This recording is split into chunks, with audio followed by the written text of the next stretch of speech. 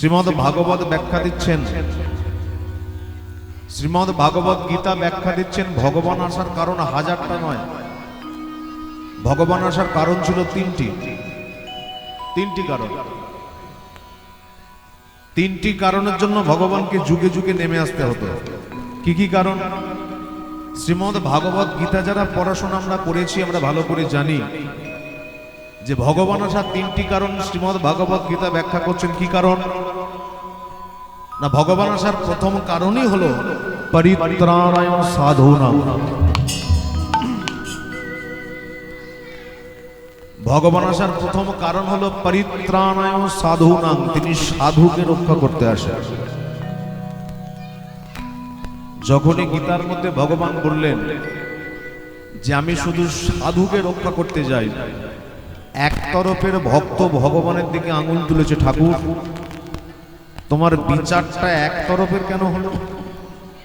ভগবান বললেন কেন না, ঠাকুর এ জগতের যে চোর তাকে তুমি সৃষ্টি করেছো, জগতে যারা হাই স্কুলের হেডমাস্টার তাকে তুমি সৃষ্টি করেছো, জগতে যারা সাধু তাকেও তুমি সৃষ্টি করেছো, জগতে যিনি অসাধু তাকেও তুমি সৃষ্টি করেছো। তাহলে জগতে যদি একটা পিঁপড়ে থেকে প্রধানমন্ত্রী পর্যন্ত সবকিছু তোমার সৃষ্টি হয়, তাহলে তোমার বিচারটা তো সবার প্রতি সমান হওয়া দরকার। কেন তুমি গীতার মধ্যে বললে যে শুধু তুমি সাধুকে রক্ষা করতে যাও? তাহলে তুমি যদি শুধু সাধুকে রক্ষা করতে যাও, তাহলে এই চোরগুলোকে কে দেখবে? যখনই ভক্তরা ভগবানকে প্রশ্ন করেছেন, ভগবান এবার উত্তর দিচ্ছেন কি সুন্দর দেখুন। ভগবান বললেন সাধুকে কেন রক্ষা করতে যায় জানো? এই ভক্তমণ্ডলী ভক্তিমতী মায়েরা,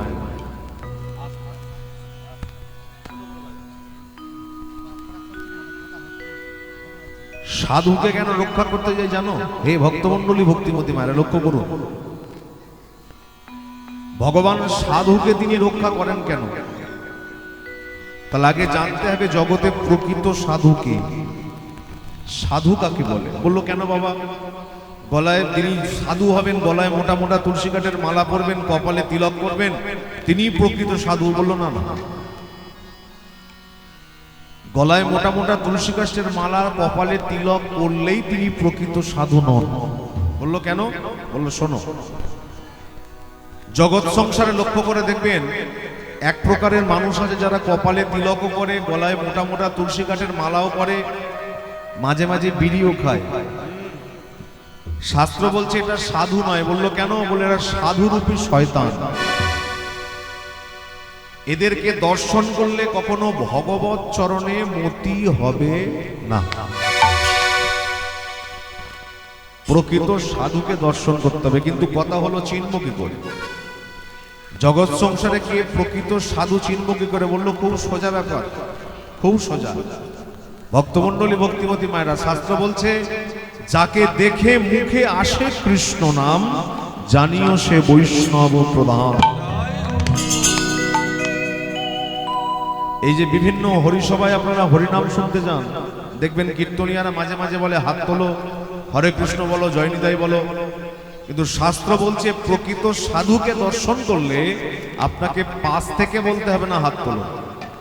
প্রকৃত সাধুকে দর্শন করলে পাশ থেকে বলতে হবে না জয়নিতাই বলো, হরে কৃষ্ণ বলো। শাস্ত্র বলল প্রকৃত সাধুকে দর্শন করলে আপনার ভেতর থেকে একজন কথা বলবে, আপনার ভেতর থেকে একজন কথা বলবে যে হাত দুটো একবার উপর দিকে তোল আর নিতাই গৌর প্রেমানন্দে হরি হরি। বললো এটা হয় কেন বাবা? এটা হলো সাধু কৃপা। মনে রাখবেন, এটা হলো সাধু কৃপা। ভক্তমণ্ডলী ভক্তিমতী মায়েরা, জগৎ সংসারে এখনো প্রকৃত সাধু আছে, তাই পূর্ব দিকে সূর্য উদয় হয়।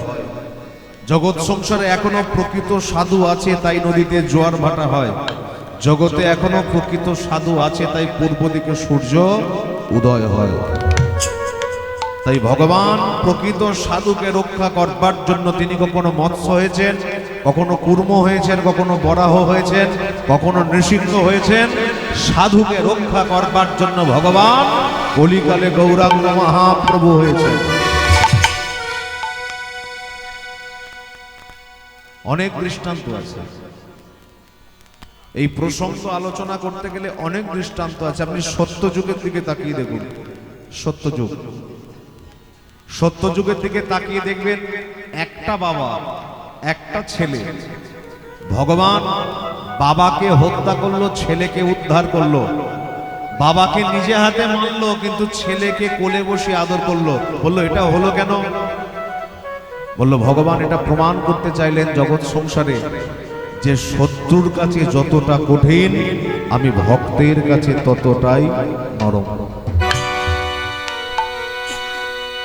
কে ছিলেন সত্যযুগে? ভক্ত প্রহ্লাদ।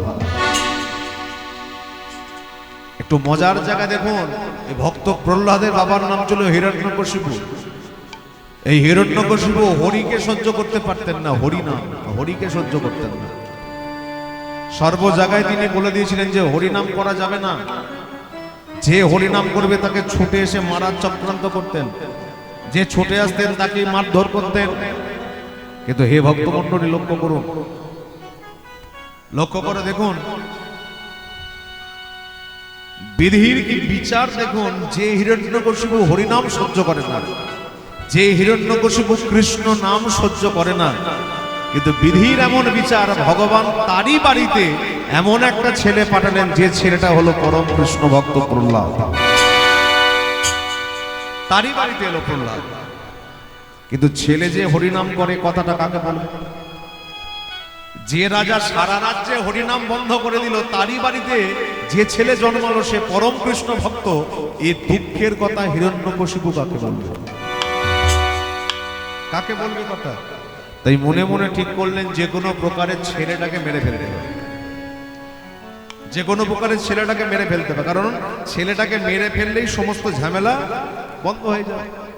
তাই প্রহ্লাদকে মারার জন্য অনেক চক্রান্ত করলো, অনেক চক্রান্ত। পাগলা হাতি ছুটতে ছুটতে আসছে, ছোট্ট প্রহ্লাদকে পাগলা হাতির পায়ের তলায় ফেলে দিলেন, পায়ের তলায়। ছেলেটা মরল না। ছোট্ট প্রহ্লাদকে বাবা হিরণ্যকশিপু ঘুরতে নিয়ে গেলেন পাহাড়ে। পাহাড়ে ঘুরতে নিয়ে গিয়ে পাহাড় থেকে পাহাড়ের খাতে ফেলে দিলেন, তবু ছেলেটা মরল না, মরল না। বারবার চক্রান্ত করার পর ছেলেটা মরছে না।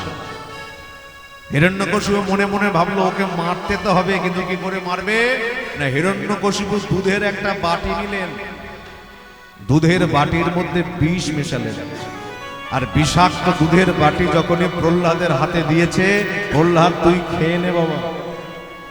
কিন্তু প্রহ্লাদের হাতে যখন এই বাটিটা দিয়েছে, দুধের বাটিটা, প্রহ্লাদের মা একটা শিক্ষা দিয়েছিল। ওই জন্য কথায় আছে, মা যদি ভালো হয় সন্তান ভালো হবে। কয়াধু, প্রহ্লাদের মায়ের নাম হলো কয়াধু। কয়াধু প্রহ্লাদকে দুটো শিক্ষা দিয়েছিল, দুটো, বেশি না। ভক্তমণ্ডলী, ভক্তিমতী মায়েরা, আকাশের লক্ষ লক্ষ তারায় যে আলো দিতে পারে, এক চাঁদে জগৎ আলো করে দেয়। ছেলে যদি ছেলের মতো হয়, একটা ছেলেতে মাথা খারাপ করে দেবে। আর নামি আমি 12 ছেলের মা, কিন্তু কোনো ছেলে এক মুঠো ভাত দেয় না, ও ছেলে থেকে লাভ নেই। দুটো শিক্ষা দিয়েছিল প্রহ্লাদকে কয়াধু। কি শিক্ষা? শোন প্রহ্লাদ, কোথাও গেলে তাকে জানিয়ে যাবি, আর কিছু খেলে তাকে দিয়ে খাবি।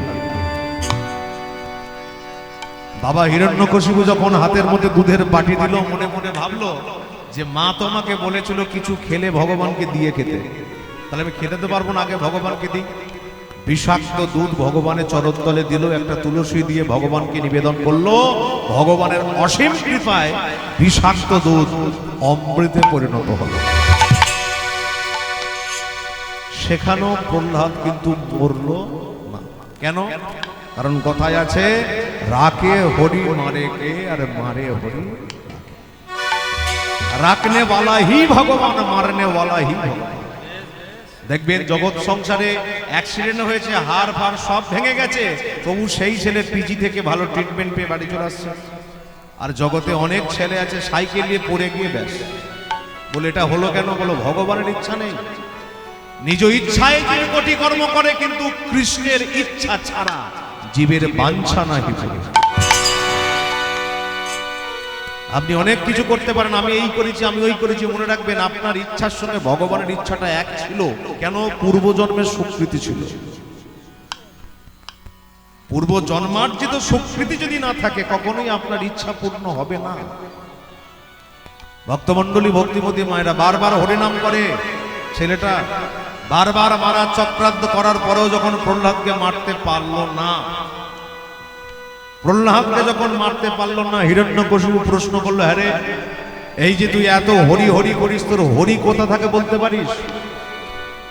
বল তোর হরি কোথায় থাকে। এতদিন পরে প্রহ্লাদ এবার বাবাকে উত্তর দিচ্ছে। আস্তে প্রহ্লাদ বাবাকে উত্তর দিচ্ছে, বাবা তুমি আমাকে প্রশ্ন করছো যে হরি কোথায় থাকে, হরি আছে কোথায় তুমি প্রশ্ন করছো। তাহলে তুমি আমার বাবা হয়ে আমাকে প্রশ্ন করছো হরি আছে কোথায়। আমি তোমারই সন্তান হয়ে তোমাকে প্রশ্ন করছি, বলো বাবা হরি নেই কোথায়। তুমি আমাকে প্রশ্ন করলে হরি আছে কোথায়, আমি তোমাকে প্রশ্ন করছি বলো হরি নেই কোথায়। তাহলে তুই কি বলতে চাচ্ছিস হরি সব জায়গাতে আছে? অবশ্যই আছে। এই ফটিক স্তম্ভের মধ্যে হরি আছে। আছে বাবা, দেখাতে পারবি? অবশ্যই দেখাতে পারবি। এই দেখুন, বিশ্বাস, বিশ্বাস। সনাতন ধর্ম ছেলে খেলার ধর্ম নয়। একমাত্র সনাতন ধর্ম টিকে আছে বিশ্বাস। বিশ্বাস আছে, বিশ্বাস আছে বলেই, বিশ্বাস আছে বলেই আমরা কাঠের ভগবানকে পুজো করি। বিশ্বাস আছে বলেই আমরা জলকে পুজো করি। কেন? আমাদের বিশ্বাস ভগবান তিনি আছেন, ভগবান আসেন, ভগবান থাকেন, তিনি আছেন। বিশ্বাস। প্রহ্লাদ বলে দিয়েছে বাবা হ্যাঁ হরি আছে ফটিক স্তম্ভের মধ্যে। লক্ষ্য করুন, যে প্রহ্লাদ ফটিক স্তম্ভের মধ্যে ভগবান আছে বলল, সে প্রহ্লাদ কিন্তু জীবনেও দেখেনি হরির রূপ কেমন। প্রহ্লাদ জানেও না আদেও হরি ওখানে আছে কিনা। প্রহ্লাদ জানেও না হরি আদেও আসবে কিনা, কিন্তু বিশ্বাস বলে দিয়েছে। আর বলে দিয়ে প্রহ্লাদ ফটিক স্তম্ভের কাছে গেছে। ফটিক স্তম্ভের কাছে গিয়ে দুটো হাত ওপর দিকে তুলে দিয়েছে, দেখা দাও, দেখা দাও, এটাই গৌর হরি বল, হরি বল।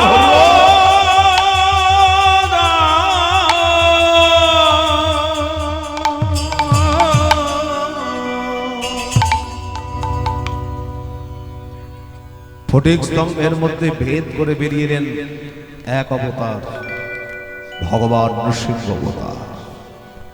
এই নৃসিংহ অবতারে ভগবান বেরিয়ে এসে মজার জায়গাটা হলো ওই হিরণ্যকশিপুকে ভগবান তিনি নিধন করবেন। কিভাবে? এই নিজের উরুদেশে রাখলেন, পেটটাকে বিদীর্ণ করলেন। এই পেটটাকে বিদীর্ণ করে আজকে দেখছেন ভক্ত প্রহ্লাদ এই দূরে দাঁড়িয়ে দাঁড়িয়ে দেখছেন ভগবান তার বাবাকে মারলো। শুধু মারলো না, ভক্ত প্রহ্লাদ দূর থেকে দাঁড়িয়ে দাঁড়িয়ে দেখছেন ওই ভগবান, ওই ভগবান প্রহ্লাদের বাবার পেট থেকে নাড়িগুলোকে বের করে দাঁত দিয়ে চিবাচ্ছে। আর থাকতে পারল না, ছুটতে ছুটতে গিয়ে ভগবানের সামনে দাঁড়িয়ে বলে উঠল, তুমি ভগবান? জানো জীবনে এক গ্লাস জল খেলে তোমাকে না দিয়ে আমি খাই, কোনোদিন কোথাও গেলে তোমাকে না বলে আমি যাই না। কিন্তু জানো ঠাকুর, আমি কোনোদিন তোমাকে দেখিনি, কোনোদিন তবে জানি জানি তুমি ভগবান, তুমি আছো এটা আমি জানি। তুমি আমার বাবাকে মারলে আমি সেটা সহ্য করলাম, কিন্তু তুমি বলতে পারো আমার বাবার পেটের নাড়িগুলোকে তুমি চিবাচ্ছ দাঁত দিয়ে কেন? কি জন্য বাবার পেটের নাড়িগুলো তুমি চিবাচ্ছ দাঁত দিয়ে কেন? ওরে প্রহ্লাদ, বাবার পেটের নাড়িগুলো চেবাচ্ছি তুই দেখতে পেলি, কিন্তু কেন চেবাচ্ছি দেখতে পেলি না? জানিস যে হিরণ্যকশিপু জীবনে হরিকে সহ্য করতে পারল না, যে হিরণ্যকশিপু জীবনে কৃষ্ণ নাম সহ্য করতে পারলো না, হরি নাম সহ্য করতে পারলো না, তারই বাড়িতে তোর মতো একটা ছেলের জন্ম হলো কি করে সেটা ভাবছি। শুধু ভাবছি না, এই পেটের নাড়িগুলোকে চিবিয়ে চিবিয়ে কি দেখছি জানিস? পেটের নাড়িগুলোকে চিবিয়ে চিবিয়ে দেখছি তোর বাবার পেটে এতগুলো নাড়ি আছে, কিন্তু কোন নারীর মধ্য দিয়ে তোর মতো একটা হরি ভক্তকে জন্ম দিয়েছে সেই নারীটা আমি খুঁজে বেড়াচ্ছি। আমি সেই নারীটাকে খুঁজছি যে কোন নারীর মধ্য দিয়ে তোর মতো একটা কৃষ্ণ ভক্তকে জন্ম দিয়েছে। প্রহ্লাদ ছুটতে ছুটতে গিয়ে ভগবানের চরণটাকে জড়িয়ে ধরেছে। এত কৃপা তোমার, এত কৃপা, এত করুণাময় তুমি, এত প্রেমময় তুমি, এত এত কৃপা তোমার, এত কৃপা তুমি ভগবান, এত দয়া তোমার। লক্ষ্য করুন মা, যে ভগবান ভক্ত প্রহ্লাদের বাবাকে নিজের উরুতে রেখে পেটটাকে বিদীর্ণ করলো, সেই ভগবান ওই প্রহ্লাদকে নিজ কোলে বসিয়ে জীব দিয়ে তার সারা শরীরটা লেহন করছে, সারা শরীরটা লেহন করছে। ভক্ত প্রহ্লাদ ভগবানকে প্রশ্ন করলো, ঠাকুর তুমি আমার বাবাকে নিজের হাতে মারলে, আমাকে তুমি আদর করছো কেন? ভগবান বললেন, জগৎমা যে প্রমাণ করতে চাই আমি ভক্তের কাছে যতটা নরম, আমি শত্রুর কাছে ততটাই কঠিন, ততটাই আমি শত্রুর কাছে কঠিন। এই ভক্তমণ্ডলী ভক্তিমতী মায়েরা মনে রাখবেন, এই প্রকৃত সাধু, প্রকৃত যিনি কৃষ্ণ ভক্ত, প্রকৃত যিনি ভগবানকে ভালোবাসেন, ভগবান তার জন্য নিজের নিজের নিজের দেহটাকে সময় দিতে পারে। তিনি লক্ষ টাকার ভগবান নয়, তিনি কোটি টাকার ভগবান নন। ভক্তমণ্ডলী ভক্তিমতী মায়েরা, তিনি যদি কোটি টাকার ভগবান হতেন, লক্ষ টাকার যদি ভগবান হতেন, তাহলে সুদামা যেদিন কৃষ্ণর কাছে গিয়েছিল, সুদামার থেকে চিড়ের নাড়ু খাবার জন্য ভগবান হাতটা বাড়াতেন না। তিনি পতিত পাবন, তিনি কৃপাময়, তিনি দয়াময়। হে ভক্তমণ্ডলী ভক্তিমতী মায়েরা লক্ষ্য করুন, তাহলে ভগবান আসার প্রথম কারণই হলো পরিত্রাণায় সাধূনাং। ভগবান আসার দ্বিতীয় কারণ হলো বিনাশায় চ দুষ্কৃতাম, তিনি দুষ্টের দমন করেন। দুষ্ট যতবার ধর্মের প্রতি আঘাত হয়েছে, যতবার ধর্মের প্রতি অত্যাচার হয়েছে, ভগবান ততবারই তিনি ধ্বংস করেছেন। হাজার হাজার প্রমাণ আছে। সত্যযুগে হিরণ্যকশিপু, ত্রেতা যুগে রাবণ, কুম্ভকর্ণ, দাপর যুগে শিশুপাল, দন্তবক্র, কলিযুগে ব্যতিক্রম কলিযুগ। এই দেখুন একটা মজার জায়গা, একটা মজার জায়গা হলো কলিযুগ। তিনটে যুগে ভগবান তিনি অস্ত্র ধরে মারপিট করেছেন, কিন্তু কলিযুগে তিনি মারপিট করেননি। এই যে জগাই মাধাই আপনারা জানেন ভালো করে, তিন যুগে তিনি অস্ত্র ধরে মারপিট করলেন, কিন্তু কলিযুগে তিনি মারপিট করলেন না। কেন? কারণ ভগবানের দৃঢ় প্রতিজ্ঞা ছিল, প্রতিজ্ঞা, দৃঢ় প্রতিজ্ঞা যে রাম আদি অবতারে ক্রোধে নানা অস্ত্র ধরি, অসুরের করেছি সংহার, এবে অস্ত্র না ধরিব, প্রাণে কারো না মারিব, হরিনাম দিয়া চিত্র শুদ্ধ করাবো। তাই জগাই মাধাই, চপল গোপাল এদের ঘরে মারেননি, তিনি হত্যা করেননি, এদের ঘরে কোল দিয়েছিলেন। এহেন হাজার হাজার প্রমাণ আছে। হে ভক্তমণ্ডলী ভক্তিমতী মায়েরা, তাহলে ভগবান আসার দ্বিতীয় কারণই হলো বিনাশায় চ দুষ্কৃতাম। ভগবান আসার তৃতীয় কারণ ধর্ম সংস্থাপনার্থায় সম্ভবামি যুগে যুগে, ধর্ম রক্ষা। এই একটা জায়গা, ধর্ম রক্ষা। মাগো সারা রাত জেগে হই হই করে হরিনাম শোনার কোনো প্রয়োজন নাই। দুর্গা পূজা, কালী পূজা নিয়ে মাতামাতি করার কোনো প্রয়োজন নাই। সর্বপ্রথম জানতে হবে যে ধর্মে আমি এসেছি, যে ধর্মে আমি আছি, আমি সনাতন ধর্মের মানুষ হয়ে, হিন্দু ধর্মের মানুষ হয়ে আমি আমার নিজের ধর্মের জন্য কতটুকু করতে পারলাম। মনে রাখবেন ভক্তমণ্ডলী ভক্তিমতী মায়েরা, সনাতন ধর্ম যদি থাকে, প্রতিদিন কালী পূজা, দুর্গা পূজা হবে, প্রতিদিন হরিনাম হবে, কিন্তু ধর্মই যদি না থাকে, হাজার চেষ্টা করলেও হরি কথা বলতে পারবে। ধর্মকে রক্ষা করবার জন্য ভগবান তিনি যুগে যুগে এসেছেন, যুগে যুগে তিনি এসেছেন। এই কলি যুগেও ভগবান এলেন। কোথায় এলেন? ভগবান এলেন নদিয়ার নবদ্বীপের মাঝে শচী মায়ের অঙ্গনে। আর শচী মায়ের অঙ্গনে এসে ওই ভগবান সুরধ্বনি গঙ্গার তীরে দাঁড়িয়ে সমস্ত কলির জীবকে ডেকে বললেন, তোরা আয় আমার কণ্ঠে কণ্ঠ মিলিয়ে বল, কি বলবো ঠাকুর? একবার বলে রে বদ, বলে রে বদ, বলে রে বদ কৃষ্ণ না। উলুধ্বনি মায়েরা তাই বলে রে বদ, বলে রে বদ, বলে রে বদ কৃষ্ণ নাম। একবার বলে রে বদ, বলে রে বদ,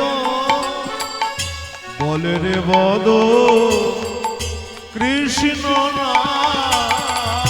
বলে রে বদ, বলে রে বদ, বলে রে বদ কৃষ্ণ নাম। নামে শিলা ভেসে যায় বোবায় কথা কয়। নামে শিলা ভেসে যায় বাবায় কথা কয়। হরি নামে নামে নামে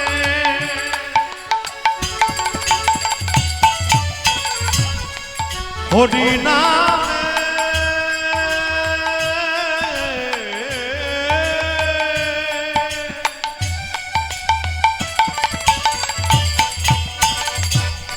হরি নামে, হরি নামে, হরি নামে, হরি নামে করলেই হরি নামে, হরি নামে, হরি নামে।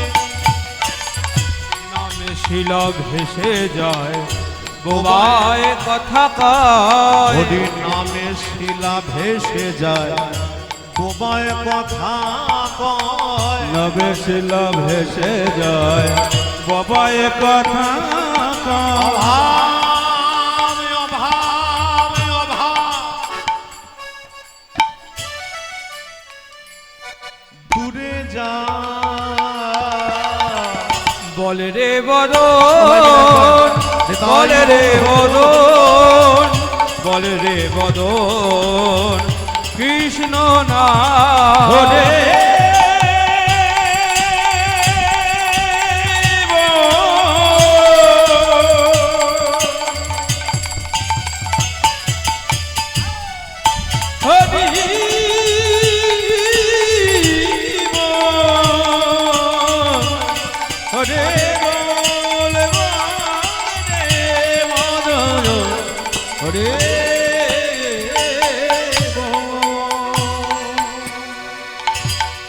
কৃষ্ণ ভক্ত শকুনির জীবন মা ধন্য। আসুন এই লীলার মধ্যে প্রবেশ করবার আগে সবাই মিলে একটু হাতে তালি দিয়ে আমরা কীর্তন করব। কারণ মনে রাখবেন, ভগবানের নাম করতে গেলে, ভগবানের নাম করতে গেলে সুরের প্রয়োজন হয় না, তালের প্রয়োজন হয় না। কারণ ভগবান সুরের দিকেও তাকান না, ভগবান তালের দিকেও তাকান না, ভগবান তাকায় একটা জিনিসের দিকে, সেটা হলো ভক্তি। আপনি ভগবানের জন্য পরমান্ন রন্ধন করবেন, সেই পরমান্নর মধ্যে কতটা লবণ দেবেন কি কতটা মিষ্টি দেবেন, ভগবান সেদিকে তাকাবেন।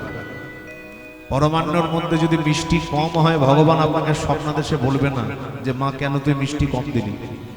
ভগবান একটা জিনিস দেখেন যে আপনি কতটা ভক্তি করে তাকে নিবেদন করছেন। আসুন লীলায় প্রবেশ করবার আগে সবাই মিলে হাতে তালি দিয়ে আমরা হরিনাম করব। সবাই করবেন তো?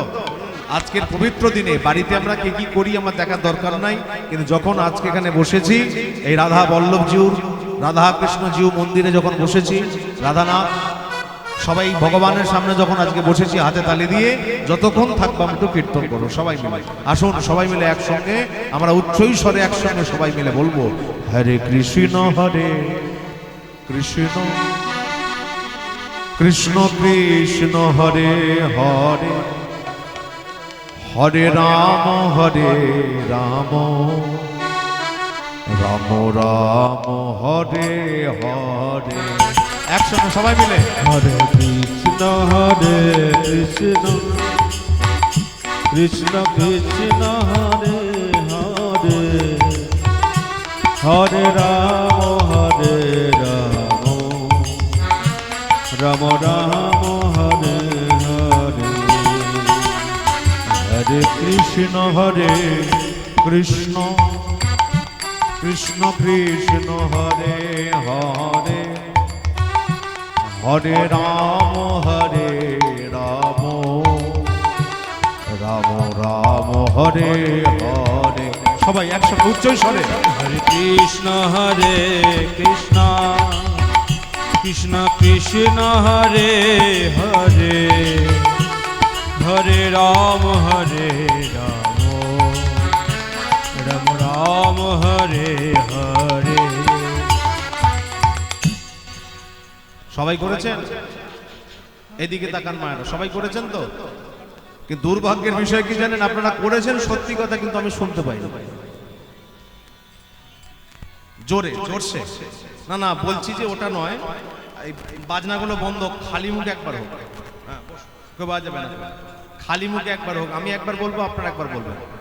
হবে এইভাবে?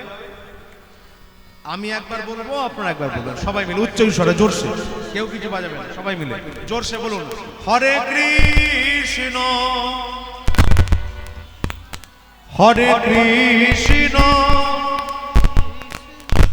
কৃষ্ণ কৃষ্ণ হরে হরে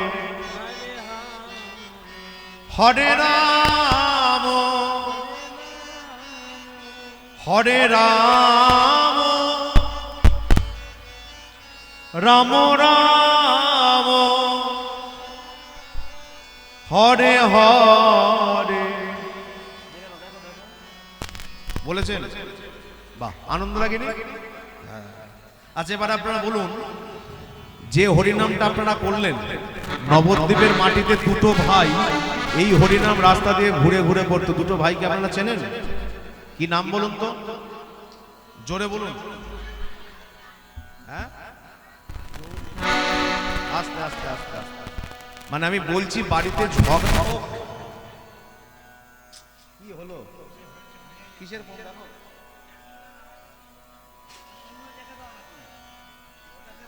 না এমন জোরে বলছি আমি, মানে বাড়িতে ঝগড়া করার সময় যে সাউন্ডটা বেরোয় ওই সাউন্ডটা চাইছে জোরে। দুটি ভাইয়ের নাম কি? হ্যাঁ, নিতাই গৌর। বাহ, আমি বলছিলাম যে দুটো ভাইয়ের বিগ্রহ দর্শন করেছেন? আর নিতাই গৌর যখন হরিনাম করতো, নিতাই গৌরের হাতগুলো নিচের দিকে থাকতো। বলুন, কোন দিকে থাকতো? ওপর দিকে থাকতো। তাহলে আপনারা যখন হরিনাম করলেন হাতগুলো নিচের দিকে ছিল কেন? একবার তুলে হবে? হবে?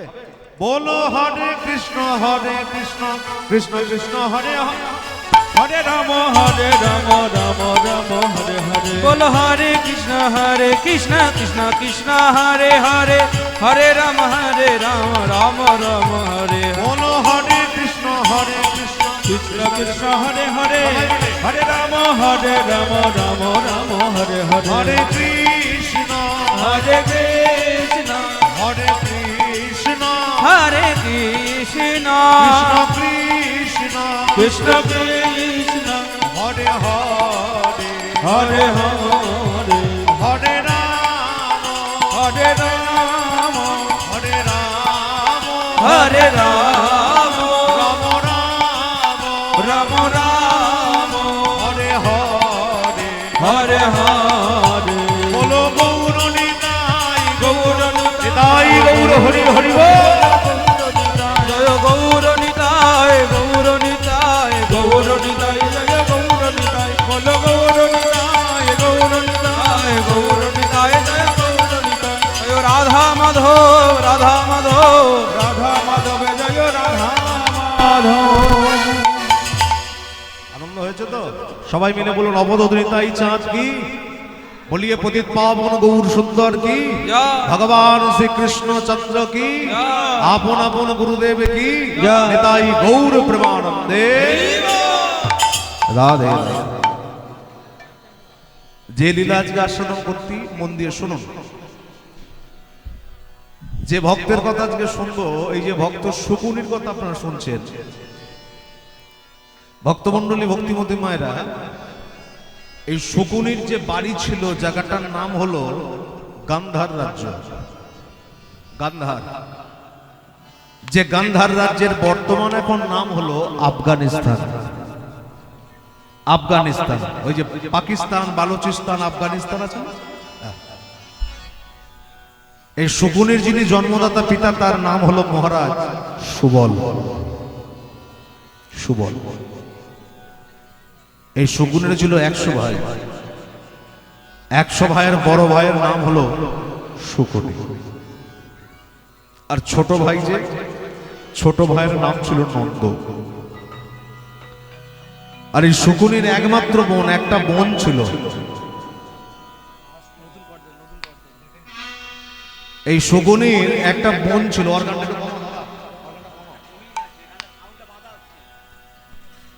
এই শকুনির একটা বোন ছিল, যে বোনটার নাম হলো, আপনারা সবাই তাকে চেনেন,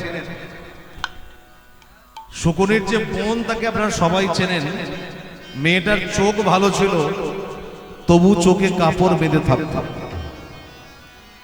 নাম তার কৌরব জননী গান্ধার।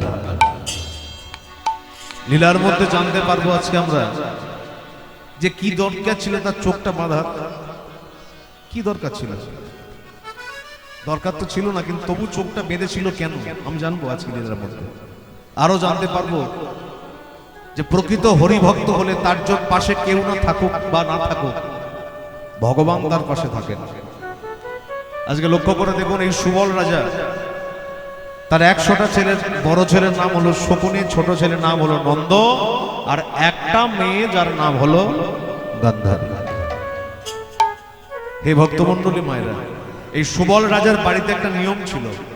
বাড়ি কি নিয়ম না? সুবল রাজার বাড়িতে নিয়ম হলো, তোমরা যা ইচ্ছা করো, ছেলেদেরকে বলেছিল তোমরা যা ইচ্ছা করো, আমি দেখতে যাব না, কিন্তু সকালবেলা কোনো কাজ শুরু করবার আগে সবাই এক জায়গায় বসে 1 ঘন্টা করে হরিনাম করতে হবে। হরিনাম করবে, তারপর দিনের কাজ তোমরা শুরু করবে।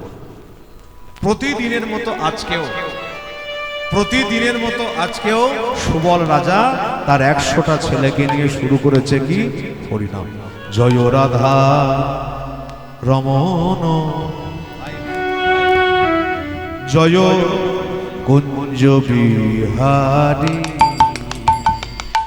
জয় রাধা রমন, জয় জয় কুঞ্জ বিহারী, জয় যশোদানন্দন, যশোদানন্দন, গোবর্ধন গিরিধারী, গোবর্ধন গিরিধারী, রাধা রমন, জয় কুঞ্জ বিহারী, জয় রাধা মাধব, জয় কুঞ্জ বিহারে, জয় নবীন নিরধন, জয় শ্যাম সুন্দর, ও মদন মোহন বংশীধারী, জয় নবীন নিরধন, জয় শ্যাম সুন্দর, ও মদন মোহন বংশীধারী, জয় কালীয় দমন, কালিয় দমন, জয় কালীয় দমন, গোপী মন হৃদি বিহারী, গোপী মন হৃদি বিহারী, রাধা রমন, দেখা গা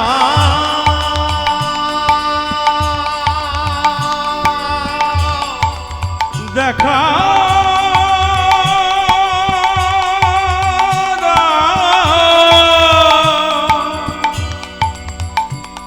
ওহে প্রাণ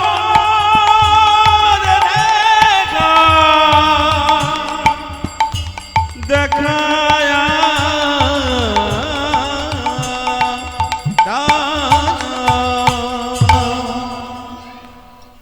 প্রতিদিনের মতো কাজ সেরে যে যার ছেলেরা যে যার মতো চলে গেল। আজকে ওরা নাম করে যে যার মতো চলে গেল। কিন্তু হে ভক্তমণ্ডলী, ভক্তিমতী মায়েরা, জগৎ সংসারে লক্ষ্য করে দেখবেন, এই জগতে একটা বাবার যদি 5টা ছেলে থাকে আর বাবার যদি একটা মেয়ে থাকে, বলেন তো বাবা কাকে সব থেকে বেশি ভালোবাসে? মেয়েকে ভালোবাসে, তাই না? দেখবেন জগৎ সংসারে খুব লক্ষ্য করে দেখবেন, মেয়ের বিয়ে হবার পরেও মেয়ে যখন স্বামীর হাত ধরে রাস্তা দিয়ে যায়, তখন কেউ যদি জিজ্ঞাসা করে কোথা যাচ্ছিস, মেয়ে কিন্তু কোনোদিন বলে না মায়ের বাড়ি যাচ্ছি, কোনোদিন কিন্তু মেয়ে বলে না আমি ভাইয়ের বাড়ি যাচ্ছি। একটাই কথা মুখ দিয়ে উচ্চারণ হয়, কি?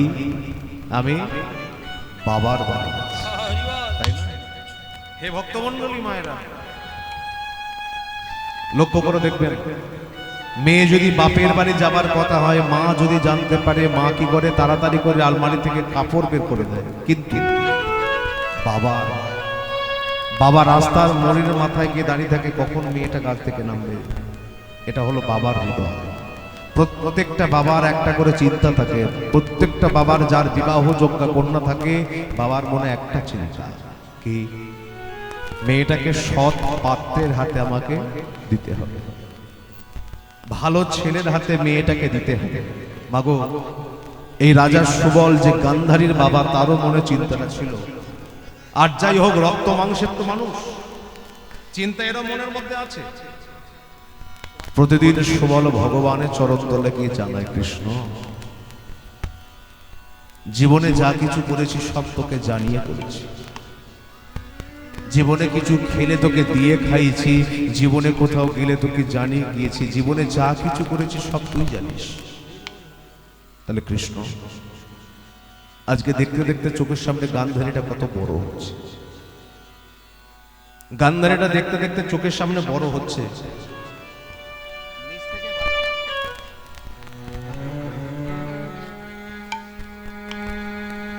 দেখতে দেখতে চোখের সামনে গান্ধারীটা কত বড় হচ্ছে আস্তে আস্তে। কৃষ্ণ রে, মনের মধ্যে একটা চিন্তা সবারই হয়, চিন্তা আমার মধ্যে আছে।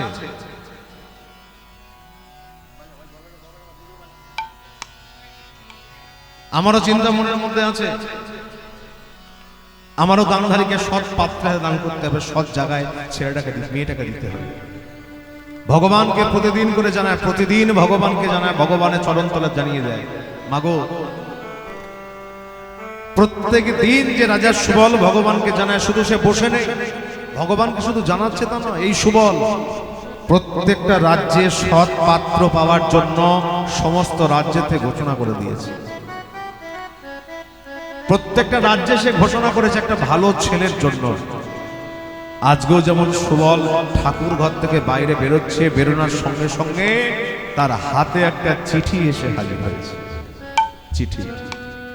আর যখনই সুবলের হাতে চিঠি এসে হাজির হয়েছে, সুবল মনে মনে বললো, হ্যাঁ হতে পারে, বিভিন্ন রাজ্যে আমি ছেলের জন্য, অনেক পাত্রের জন্য সংবাদ পাঠিয়েছি, হয়তো কোনো রাজ্যের রাজা আমাকে একটা চিঠি পাঠিয়েছে। দেখা যাক চিঠিতে কি লেখা আছে। আপনারা মন দিয়ে শুনুন, চিঠিতে কি লেখা আছে। সুবল পড়ছে, কি লেখা আছে? মহারাজ সুবল, আমি জানি তোমার একটা সুপাত্রী তোমার আছে। হ্যাঁ, মেয়েটা দেখতে সুন্দরী, মেয়েটা শিক্ষিতা, ওই মেয়েটাকে আমি আমার বাড়ির বৌমা করতে চাই। যেই এত দূর পর্যন্ত পড়েছে, পড়ার সঙ্গে সঙ্গে সুবলের মনে একটা আনন্দ, কৃষ্ণ, তোকে জানানোটা আমার সার্থক হয়েছে, তোকে যে বলেছি, তোকে যে জানিয়েছি, জানানোটা আমার সার্থক হয়েছে। এই দেখ কৃষ্ণ, একটা ভালো সংবাদ এসছে, ভালো ভালো ভালো ভালো পাত্রের সন্ধান। দেখি তারপরে কি লেখা আছে। হে ভক্তমণ্ডলী, তার পরের কি লেখা আছে পড়ছে দেখুন। সুবল, তোমার মেয়েটা সুন্দরী হতে পারে, তোমার মেয়েটা শিক্ষিতা হতে পারে, কিন্তু তোমার মেয়েটার সঙ্গে যার বিয়ে হবে সে হলো আমার ভাইপো। যার সঙ্গে বিয়ে হবে সে পাত্রটা হলো জন্ম থেকে অন্ধ। আমি লাভ করিতে ভবের হাটে চিঠিটাকে মাটিতে ফেলে দিয়েছে। করিলাম বেচা কে না,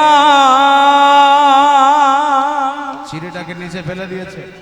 আমার লাভ হলো না গো দয়া,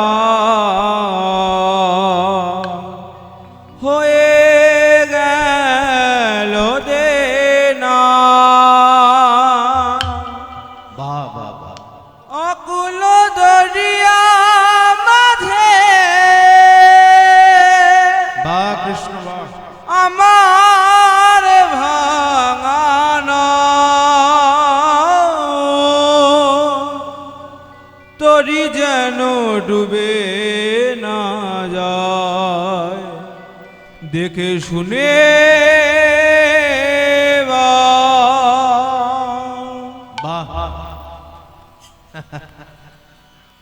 একটু আগে তোকে জানালাম না যে তোর জন্য আমার একটা মেয়ের একটা ভালো সম্বন্ধ এসছে। একটু আগে তোকে জানালাম যে তোর জন্য আমার মেয়ের একটা ভালো জায়গায় বিয়ের সম্বন্ধ এসছে, কিন্তু এ কি আজকে এটা আমি কি দেখলাম? মেয়েটাকে যার সঙ্গে বিয়ে হবে সে হলো জন্ম থেকে অন্ধ। কৃষ্ণ আমার 100টা মেয়ে নয়, আমার 1000টা মেয়ে নয়, আমার মেয়ে হলো একটা। সে মেয়ে আমার একই আত্মার সঙ্গে তার আত্মা। জীবনে তাকে ছাড়া আমি কিছু ভাবতে পারি না। এই ভক্তমণ্ডলী ভক্তিমতী মায়না সুবল রাজা যখন সকালবেলা রাজপ্রাসাদে রাজত্ব করতে যেতেন, নিজের হাতে গান্ধারের হাত থেকে জলটা নিয়ে খেয়ে যেতেন। রাত্রেবেলা যখন ঘুমাতে যেতেন মেয়ের কাছ থেকে ওষুধটা চেয়ে খেতেন। মেয়ের মুখ না দেখে কোনোদিন রাজসভায় বসতে যেতেন না। আজকে ভাবুন মা, আজকে ভাবুন সুবল যখন দেখলো যে চিঠি তার কাছে এসেছে সে চিঠিটা হলো একটা অন্ধ ছেলের সংবাদ। এবার বলুন সে কি করবে? চিঠিটা নিচে ফেলে দিয়েছিল, আবার চিঠিটা হাতে করে তুলেছে। হাতে করে তুলে দেখছে আরো কিছু লেখা আছে। সুবল, আমার ভাইপো অন্ধ বলে তোমার মেয়েকে যদি অন্য ছেলের সঙ্গে বিয়ে দাও, তাহলে আমি তোমাকে বলে দিচ্ছি লোকজন সঙ্গে করে নিয়ে তোমার গান্ধার রাজ্যে আমি যাব। তোমার 100টা ছেলে এবং তোমাকে হাতে পায়ে দড়ি দিয়ে বেঁধে অন্ধকার কারাগৃহে নিক্ষেপ করব। তোমার সারা গান্ধার রাজ্যটা আমি শ্মশানে পরিণত করব। এরই গঙ্গা পুত্র ভীষ্ম। তাহলে চিঠিটা কে লিখলো মা? গঙ্গা পুত্র ভীষ্ম। এই ভীষ্মকে কেউ চিনুক না চিনুক, সুবল কিন্তু চিনত। এক প্রতিজ্ঞা করার জন্য নাম তার হলো ভীষ্ম। সেই ভীষ্ম যখন চিঠিটা পাঠিয়েছে, সুবল রাজা হাতে করে নিয়ে মনে মনে ভাবলো যে আর আমার কোনো গতি। বিধি কারে হাসা কারে কাঁদাও গো, তোমার লীলার অন্ত নাই।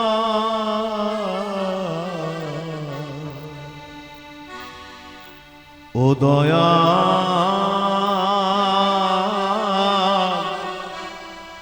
দয়াল তোমার লীলা চমৎকার।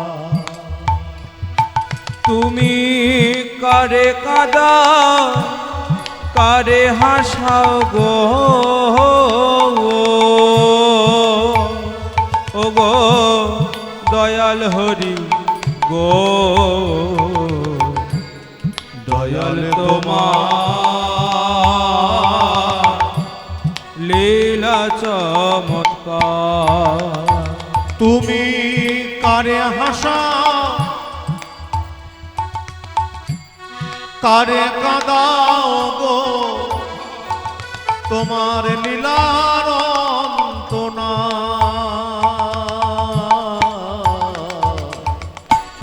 দয়াল তোমার লীলা চমৎকার দয়াল দয়ালে তোমার লীলা চমৎকার কারে হাসা কারে কাদাও গো বেরে দয়াল হরি গো হরি গো দয়াল তোমার নীলা চমৎকার দয়াল তোমার নীলা চমৎকার প্রতিদিনের মতো আজকেও ভগবানকে সুবল রাজা জানিয়ে যাচ্ছে। সুবল রাজা বলে উঠল, কৃষ্ণ জীবনে তোর নাম ছাড়া আমি কিছু চাইনি, জীবনে তোর নাম ছাড়া আমি কিছু করিনি। আজকে আমার চিঠি আসতে আমার হাতে চিঠি আসতে হলো। হে ভক্তমণ্ডলী মাগো, এই চিঠি পড়ার পর থেকে সুবল কিন্তু কারোর সঙ্গে কথা বলছে না। এই চিঠি পাওয়ার পর থেকে সুবল কারোর সঙ্গে কথা বলছে না, এমনকি গান্ধারীর সঙ্গেও নয়। আজ এবার আপনারা বিচার করে বলুন, যে গান্ধারীর হাতে জল না খেয়ে সুবল সিংহাসনে বসতো না, যে গান্ধারীর থেকে রাত্রেবেলা ওষুধ না খেয়ে সুবল ঘুমাতে যেত না, আজকে যে সুবল রাজা গান্ধারীর সঙ্গে কথা বলছে না, গান্ধারীকে মনে প্রশ্ন হবে না? গান্ধারীর মনে কি প্রশ্নটা জাগবে না যে বাবা কেন আমার সঙ্গে কথা বলছে না? গান্ধারী মনে মনে ভাবে যে কি হলো, কি এমন আমার সঙ্গে হলো যে বাবা আমার সঙ্গে কথা বলছে না? কি এমন হলো যে বাবা আমার সঙ্গে কথা বলছে না? আমি কি করলাম? তাহলে আমি কি বাবার কাছে কোনো অপরাধ করেছি? বাবার কাছে কি আমি কোনো ভুল করেছি যার জন্য বাবা বাবা আমাকে আমাকে বাবা আমাকে আমার সঙ্গে কথা বলছে না? প্রতিদিন রাত্রেবেলা হয় রাজা সুবলও কাঁদে, প্রতিদিন রাত্রেবেলা হয় গান্ধারীও কাঁদে। বাবা মেয়ে দুজনেই চোখের জলে ভেসে যায়, দুজনেই চোখের জলে ভেসে যায়, দুজনেই কাঁদে, কিন্তু কেউ কারোর সমস্যার সমাধান খুঁজে পায় না। দেখতে দেখতে একটা সপ্তাহ কেটে গেল। একটা সপ্তাহ যখন কেটে গেল, হে ভক্তমণ্ডলী মায়েরা, একটা সপ্তাহ যখন কেটে গেল, গান্ধারী মনে মনে ভাবল, না এভাবে হচ্ছে না। আমি বাবাকে একদিন জিজ্ঞাসা করবো, বাবাকে আমি জিজ্ঞাসা করবো যে কেন কেন বাবা আমার সঙ্গে কথা বলছে না। একদিন রাত্রেবেলা সুবল রাজা যখন ঘরে ঘুমাতে গেল, ওই গান্ধারী দরজার সামনে বসে আছে। দরজার সামনে গান্ধারী বসে আছে। হে ভক্তমণ্ডলী মায়েরা, দরজার সামনে সারা রাত গান্ধারী বসে আছে। সুবল রাজা সকালবেলা ঘুম থেকে বেরোবে,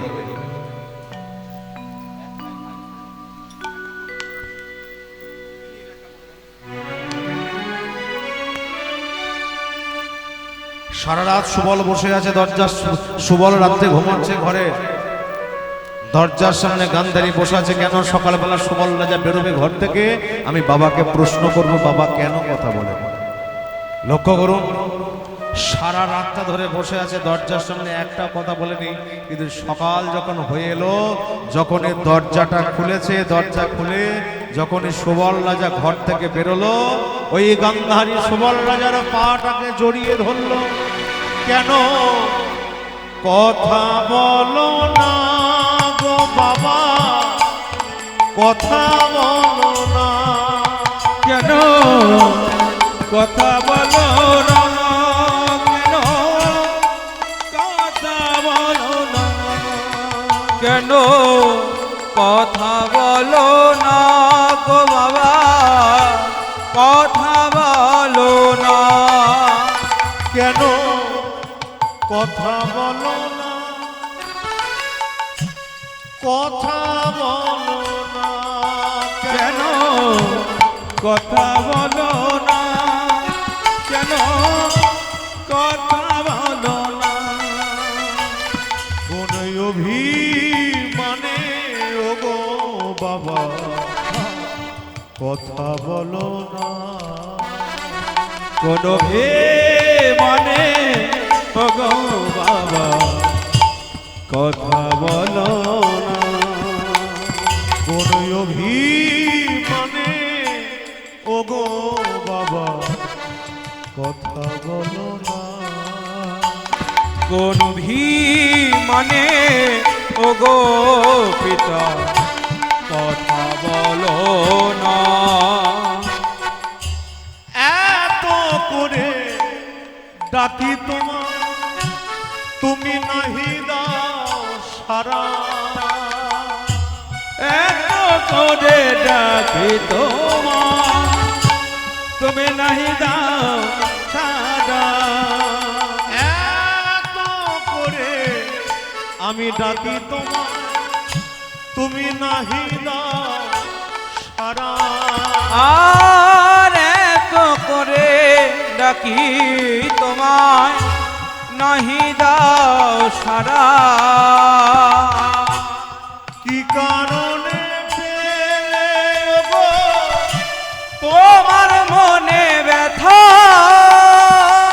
আর দূরে থেকো না গো বাবা কথা বলো না।